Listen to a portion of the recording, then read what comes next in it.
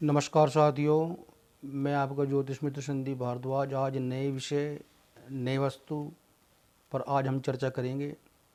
मैं आज आपको कुछ शुभ मुहूर्त की जानकारी अपने वीडियो के माध्यम से आपको देना चाहता हूं।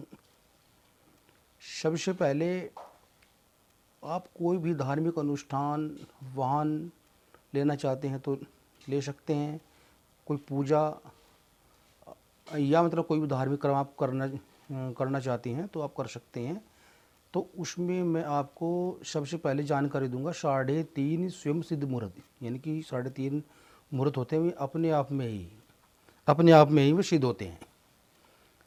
सबसे पहले हम बात करते हैं चैत शुक्ल प्रतिपदा, यानी कि चैत प्रतिपदा जब हमारी नवरात्रि शुरू होती हैं चैत के, तो वो प्रतिपदा उसकी हम इन मुहूर्त में ले सकते हैं।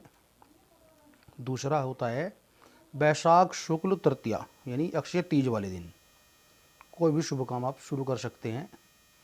और तीसरा होता है अश्वनी शुक्ल, यानी कि अशोज के महीने में अशोज की शुक्ल पक्ष की दशमी, जिसे जो है विजयदशमी के रूप में भी मनाया जाता है।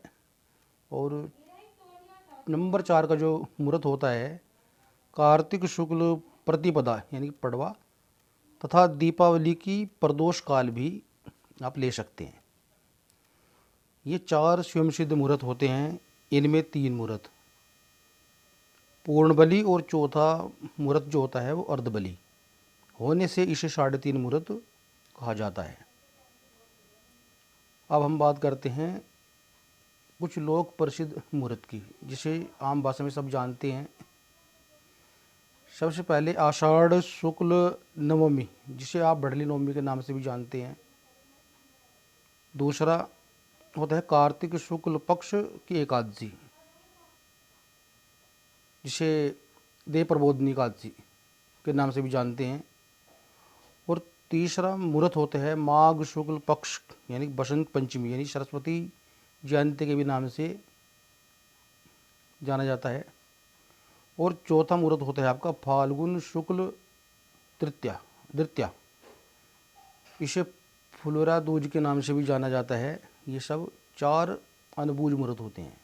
आप मतलब इन मुहूर्त को ले सकते हैं। आप कुछ भी कार्य इन मुहूर्त में आप कर सकते हैं। ये सब शुभ मुहूर्त होते हैं। इसमें कोई भी धार्मिक अनुष्ठान, शादी विवाह, पूजा वाहन से संबंधित कोई भी कार्य आप कर सकते हैं। और अब बात करते हैं अभिजीत मुहूर्त की। अभिजीत मुहूर्त क्या होता है? प्रतिदिन दिन के 12 बजे का जो भाग होता है, समय होता है दिन के 12 बजे का, 12 बजे से दिन का 12 बजे से पहले के जो 24 मिनट होते हैं और 12 बजे के बाद के जो 24 मिनट होते हैं,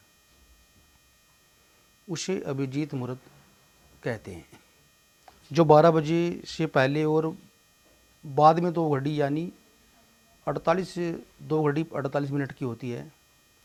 इसमें 24 मिनट 12 से पहले और 24 मिनट बाद के होते हैं।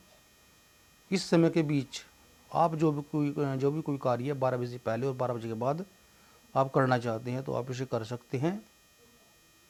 जैसे कि कोई शुभ कार्य, यात्रा, रुपये का लेन देन, आप इस शुभ मुहूर्त में आप कर सकते हैं। और इसमें अनेक दोष, इस मुहूर्त में अनेक दोष निवारण की शक्ति होती है इस मुहूर्त में। लेकिन ध्यान रखने वाली बात है कि बुधवार के दिन इस मुहूर्त को निषेध माना जाता है, क्योंकि यही पावन काल होता है, यही पावन समय होता है को भगवान सबको शांति देने वाले होते हैं। परंतु बुधवार के दिन इसका मुहूर्त निषेध माना जाता है। यही पावन काल सबको शांति देने वाला होता है।